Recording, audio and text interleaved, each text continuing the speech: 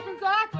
Yaani mimi nimekwambia mimi na wewe tujamalizana. Tunadunda mpaka 250. Hebu achane. Wewe. Unajua vizuri. Wewe nitakupiga. Nani? Unipige? Dada sikia kwambia. Umeona mwanaume? Tuna gono, tuna ukimwi, tuna kisonono, kasode na gorila. Si unaelewa unayataka?